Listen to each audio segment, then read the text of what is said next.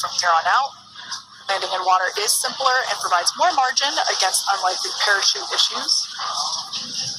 You can see those parachutes continuing to slow the Dragon capsule down. And if you're just joining us, you're looking at 800 meters, a live view of Crew 9, just minutes away from splashing down off the coast of Tallahassee, Florida. Splashdown 2 minutes from now at 2:57 p.m. Pacific. We do have 4 healthy mains really doing the job there. Just breathtaking views of a calm, glass-like ocean off the coast of Tallahassee, Florida.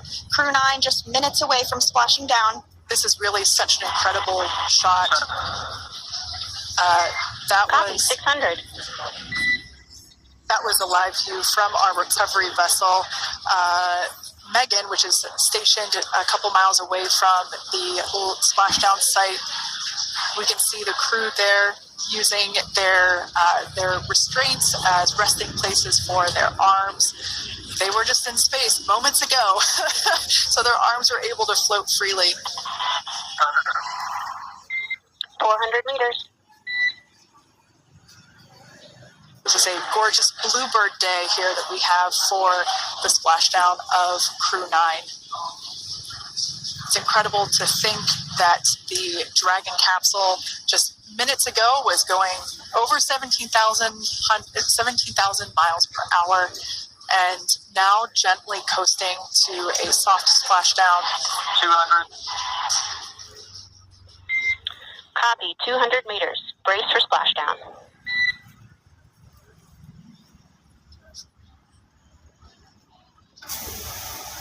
As you can see there on your screen, continuing to monitor progress of the Dragon spacecraft.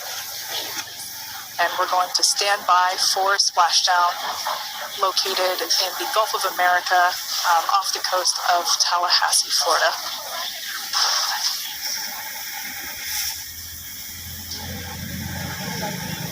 And splashdown. Crew 9 back on Earth.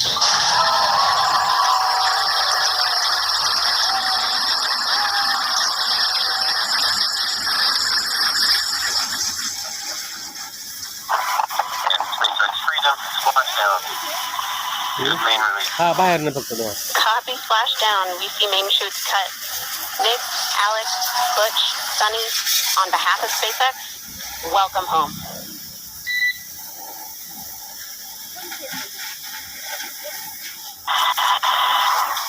It's an amazing water ride. Nice a capsule full of friends, dear people.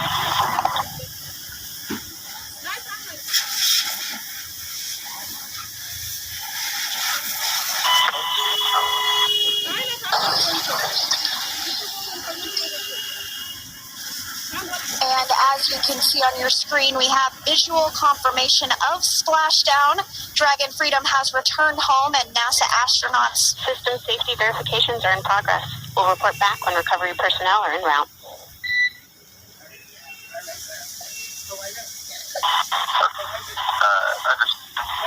We're in section 2, 4.800 landing response.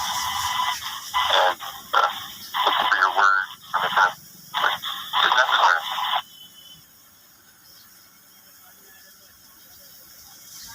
In the distance, we can see the recovery vessel making its way. Copy, you're in section 2 for the environmental assessment in 4.800. That is not necessary today.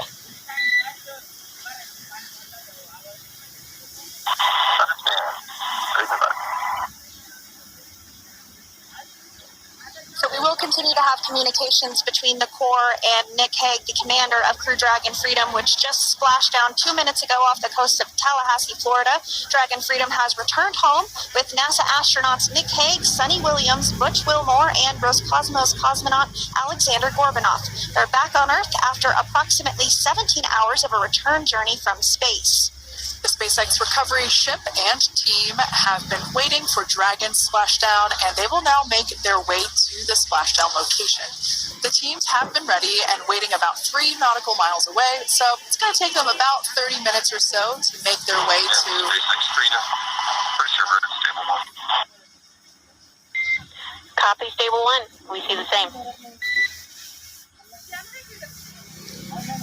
to take about 30 minutes for the recovery team to make their way over to Nick, Sunny, Butch, and Alexander, who are still seated and secured inside that Dragon spacecraft there on your screen. Incredible views there of that thermal protection system, or TPS. That Dragon capsule was pristine, white color before it departed the station, and we can see how the re-entry phase, the thermal protection system did its job. Now, if you're wondering what that hole, that like bucket area is, that is underneath the side hatch. That is where the main parachutes were stored. So when we saw the Dragon capsule docked at station, it looked very different. The panel that protects and covers the main parachutes, that was still intact, as well as the panels that close where the drogue parachutes are located. We can see those fast boats. SpaceX is go for recovery personnel to approach. Expect personnel alongside in the next few minutes.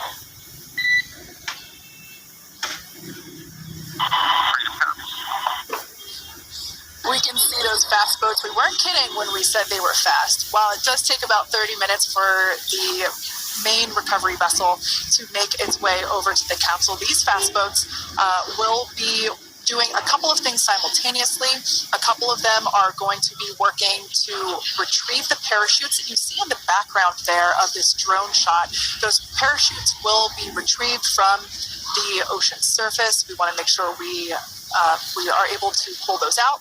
The recovery vessel there closest to the spacecraft is going to be performing some safety checks. We can see there they're using an instrument that is basically working to detect if there are any hypergolic vapors or fumes that are still residing in and or around the Draco thruster nozzles or outlets. The hypergolic fuel, which is necessary for on-orbit burns to maneuver the spacecraft. Unfortunately, those hypergolics are unable to be breathed. They are toxic, and so this team here is doing those initial safety checks to make sure that it is safe for the rest of the recovery team to approach the spacecraft. They're also checking to make sure that any residuals from the pyros are safe and are not going to cause any issues. We can see the team working their way around the spacecraft to do these these sniff tests on all of those Draco thrusters. And as we continue to await the recovery of our Dragon spacecraft with NASA astronauts Nick Hague, Sunny Williams, Butch Wilmore, and Roscosmos cosmonaut Alexander Gorbanov inside, Dragon has autonomously completed several steps to safe itself following splashdown. We are continuing to see Dragon in what is known as Stable 1 configuration. That's kind of the ideal configuration following splashdown. It's upright, and the Dragon capsule is in the right configuration for it to be hoisted into the recovery vessel Megan, which you do see a little ways off in your screen approaching. Dragon will continue to remain live on air with you through that recovery process, all the way through the point where the crew is extracted from the Dragon spacecraft. Now, if you are just joining us, the mission has gone smoothly so far. Dragon successfully splashed down off the coast of Tallahassee, Florida at 2:57 p.m. Pacific, 5:57 p.m. Eastern Time this afternoon. Approximately 17 hours prior to splashdown, Dragon autonomously undocked from the International Space Station, completed a series of departure burns, jettisoned its trunk section, and performed its final burn, the deorbit burn. This placed the Dragon spacecraft on a trajectory toward Tallahassee, Florida. Dragon successfully re-entered the Earth's atmosphere, followed by deployment of its parachutes to slow the spacecraft down to a gentle splashdown. We're now going to follow the Freedom. Hypergol sweeps and unfired ordnance checks are nominal. Rigging is in progress.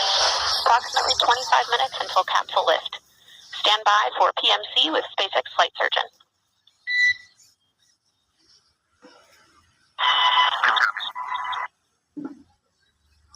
And so what we did just here there was communications that those hypergol checks were complete.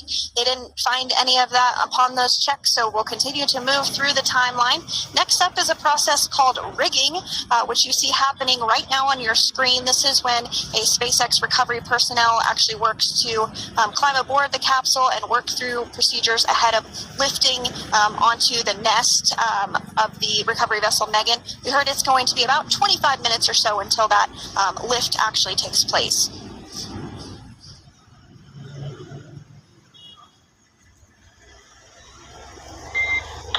Okay, Freedom, the next call will be from the SpaceX flight surgeon on Dragon to Ground Private.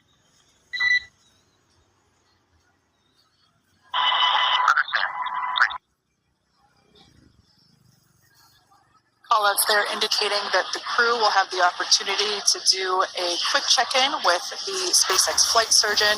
This is standard procedure for every Dragon spacecraft when it returns to Earth.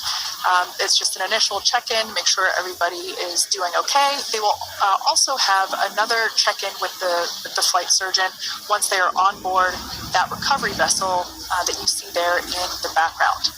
We can now see that SpaceX recovery team member, they're on top of the Dragon spacecraft. They are going to be working to install plugs in the Draco thrusters to ensure that none of those, and to ensure that